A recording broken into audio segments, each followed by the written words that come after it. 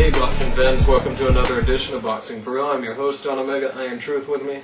We just watched the Jorge Arce fight against some guy in a cape, and Arce thoroughly dominated the guy in the cape who never wanted to really exchange.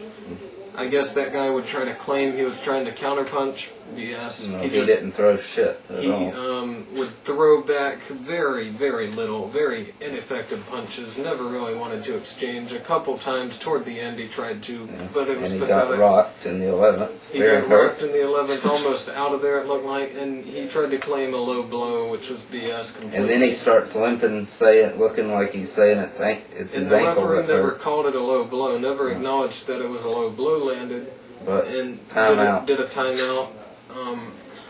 Made no sense whatsoever. The fight should have been stopped at that point, but it wasn't because the referee wanted to give this fucker, for some reason, the benefit of the doubt. I don't know why, because for the first 11 rounds he did absolutely nothing. He would get in a shell on the corner, and Arce would pound away, and then he'd move out. And even more ridiculous, they gave the judges found 3 rounds to give. No way. To this guy.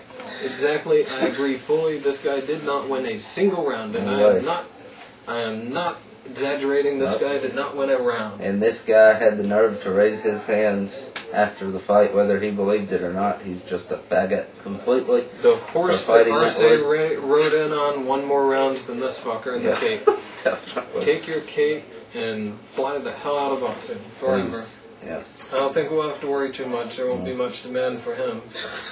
Anyhow, that was that fight. Also on the opening fight, Kelly Pavlik fought this whatever. Jose Luis Tertucci beat him 8th round knockout. Beat him very good 8th round knockout. In a back and forth fight, Pavlik got hit way too much. Yes, he did. He got hit way too much to be the supposed technician that he's supposed to be. And anyhow, this guy was a brawler too. Really didn't look that impressive, although the knockdown looked impressive. Yes, of course. The knockdown really did look impressive. Green or Miranda will destroy him. Yeah, he's talking the winner of Green versus Miranda. Hell, fight the loser. I agree fully. Either one will knock him out. Yep, I would, put him in against Anthony Thompson. Yeah. Whatever. Really, I mean, you're not going to beat either of those guys, so go ahead and fight them. Yeah. But anyhow, that's that card. That's also Vanes Martirosyan. Oh yes, Marcus that's Rosen, right. Off TV. Off TV, unfortunately, had a 2nd round knockout. So I believe it was a 2nd round knockout. So just another upcoming win for him. So. Yep, and Arce's brother also got a 2nd or 3rd round. Francisco Arce. I think the guy actually quit in the corner. Whatever. Yeah. Anyhow. That's that card, and that's a short show. That's too short. But anyhow, we're going to go right into some news based on that. Let's see where we'll start here. Okay, yeah, Yoel Casamayor versus Freitas 2 looks basically signed. Yep. It's not official, it hasn't been announced or anything. No date yet. But Freitas' promoters are really wanting the fight. They're really pushing it. Casamayor, of course, is really pushing it. He's been pushing for it since the first fight. He's really wanting it, so things are looking very good for Casamayor to get that, avenge that finally BS loss. Over 5 years ago. Yep, and looking very forward to that, as you should also. Yes. And also, let's see, and Ricky Hatton news. I just wanted to had some things to say about him. Witter and Ricky Hatton, Jr. Witter, has basically thinks nothing of Hatton, says he's scared and is ducking him, which he is. Yes, has been for years. He said he's writing off this Tszyu win, that Tszyu had like 3 rounds in over 18 months whenever Hatton beat him. Although, Hatton did beat him. He's writing that win for everything it's worth. It's over. It happened. It's done. Yep. And anyhow, Hatton also fought Mousa and Collazo over Miguel Cotto and Floyd Mayweather. Yeah. Come on. Completely ducked Mayweather. And he also said he is willing to do it in a winner-take-all fight. And he said Hatton doesn't have to put up any money. He said he will put up his entire purse against Ricky Hatton. Wants to fight in that bet. Winner take all if means he does not. Means no rematch, right? Yeah, well, of course, always. No, it doesn't. But anyhow, he said winner takes all.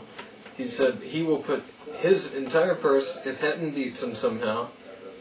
He said if Hatton beats him any way, and Hatton still turns the fight down. And now he's saying so Witter won't get a big payday. He's willing to put his entire purse, and that's bullshit too. Yeah. It is a great payday in Manchester where they would have the fight. Yeah, exactly. It's a huge fight. Both these fighters are big fighters there. Absolutely. Hatton definitely bigger, but Witter is still a very big fighter in England, and this fight would be a very hot ticket. And Witter is willing to put his entire purse on the line in order to get the fight. And because he's that confident he will win, and yes, he will win. He will knock out now.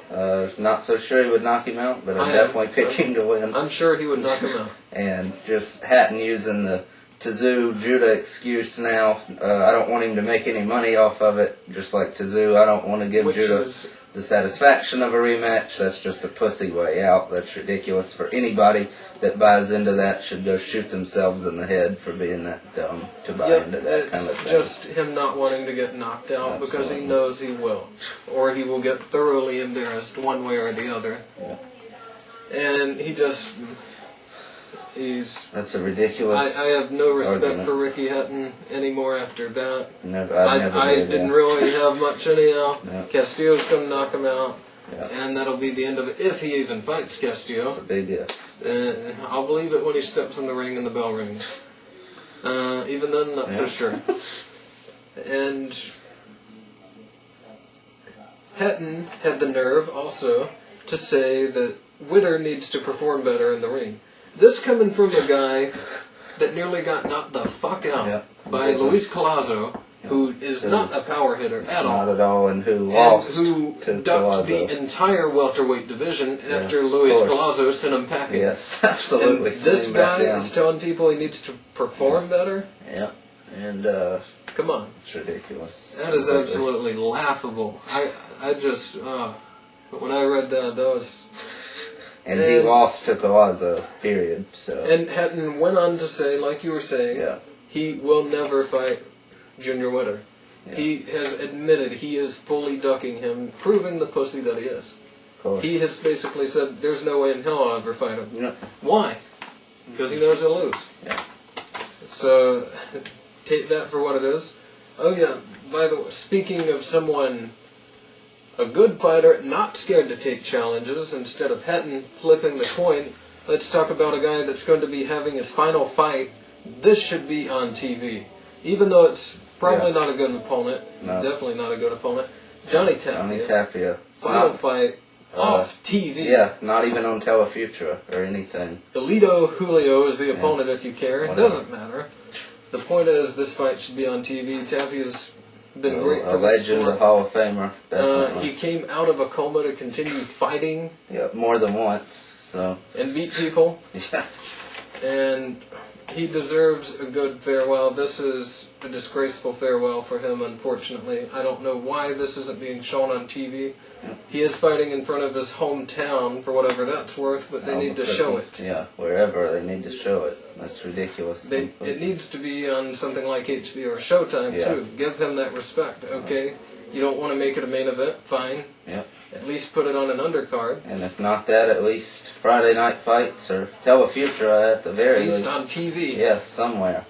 It's absolutely ridiculous and disrespectful to one of the boxing's great fighters. Definitely. And anyhow, Muhammad Ali turned 65 years old. Happy late birthday to you. I'm sure you watch. Yeah, just throwing that out there. He turned 65. January 17th. Yeah. And Buddy McGirt turned 43. I think. And it was also Customado's birthday, January 17th also. So. There you go. And Roy Jones, I think January 15th. So he turned 38. Yep. Good for him. Yeah. But anyhow, also just throwing this out there, Donovan Razor Ruddock is selling trash compactors. Great. So he's up to something, I guess. Big money. Yep. If you want a trash compactor, What? buy the Razor Roddick trash compactor, maybe. I don't know.